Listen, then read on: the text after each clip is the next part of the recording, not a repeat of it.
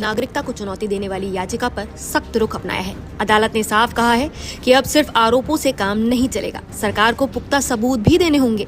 इसी के चलते कोर्ट ने केंद्रीय गृह मंत्रालय से इस मामले में जवाब मांगा है। दरअसल कोर्ट ने केंद्र सरकार को इस मामले में औपचारिक पक्षकार यानी पार्टी बनाए जाने का निर्देश देते हुए केंद्रीय गृह मंत्रालय से 6 अप्रैल 2026 तक विस्तृत हलफनामा दाखिल करने को कहा है। यह आदेश जस्टिस राजीव सिंह ने पारित किया है। कोर्ट ने मामले की गंभीरता को देखते हुए केंद्र सरकार की भूमिका को बेहद महत्वपूर्ण माना है। सुनवाई के दौरान गृह मंत्रालय की तरफ से कुछ दस्तावेज सील बंद लिफाफे में कोर्ट को दिए गए। इन कागजों को देखने के बाद कोर्ट ने कहा कि पूरे मामले की सही जांच के लिए सरकार के आधिकारिक रिकॉर्ड सामने आना जरूरी है। अदालत ने स्पष्ट किया कि केंद्र सरकार को इस मामले में पक्षकार बनाया जाए। गृह मंत्रालय उपलब्ध सभी प्रासंगिक अभिलेख न्यायालय के समक्ष प्रस्तुत करे और 6 अप्रैल तक शपथ पत्र दाखिल किया जाए। सुनवाई के दौरान केंद्र की ओर से अतिरिक्त सॉलिसिटर जनरल S.B. पांडे और गृह सचिव विवेक मिश्रा भी कोर्ट में मौजूद रहे। ये मामला उस याचिका से जुड़ा है जिसमें आरोप लगाया गया है कि राहुल गांधी के पास भारत के अलावा ब्रिटेन की नागरिकता भी हो सकती है। ये याचिका कर्नाटक के भाजपा कार्यकर्ता S. विघ्नेश्वर ने दायर की है। याचिकाकर्ता का कहना है कि राहुल गांधी के पास सिर्फ भारत ही नहीं बल्कि ब्रिटेन की नागरिकता हो सकती है।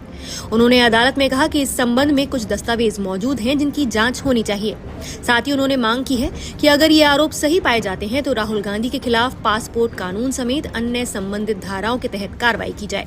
ये मामला शुरुआत में MP MLA कोर्ट में दायर किया गया था, जहां याचिकाकर्ता ने राहुल गांधी की दोहरी नागरिकता को लेकर FIR दर्ज करने की मांग की थी। पहले मामला रायबरेली कोर्ट में था और बाद में इस मामले को आगे की सुनवाई के लिए इलाहाबाद हाई कोर्ट की लखनऊ बेंच के सामने लाया गया, जहां हाई कोर्ट ने मामले की गंभीरता को देखते हुए इस पर सुनवाई शुरू की। यहाँ आपको बता दें कि कानूनी तौर पर भारत में दोहरी नागरिकता की अनुमति नहीं है। अगर कोई व्यक्ति किसी दूसरे देश की नागरिकता लेता है तो उसकी भारतीय नागरिकता खत्म हो सकती है। ये प्रावधान सिटीजनशिप एक्ट 1955 में दिया गया है। हालांकि भारत सरकार कुछ लोगों को ओवरसीज सिटीजन ऑफ इंडिया यानी OCI का दर्जा देती है, लेकिन ये पूरी नागरिकता नहीं होती।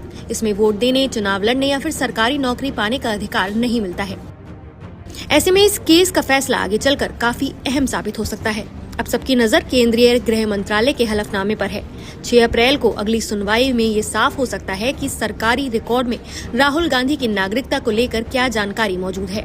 फिलहाल ये मामला राजनीति और कानून दोनों के लिहाज से काफी संवेदनशील बना हुआ है। आप इस पूरे मुद्दे पर क्या कहना चाहेंगे, हमें कमेंट करके अपनी राय जरूर बताएं।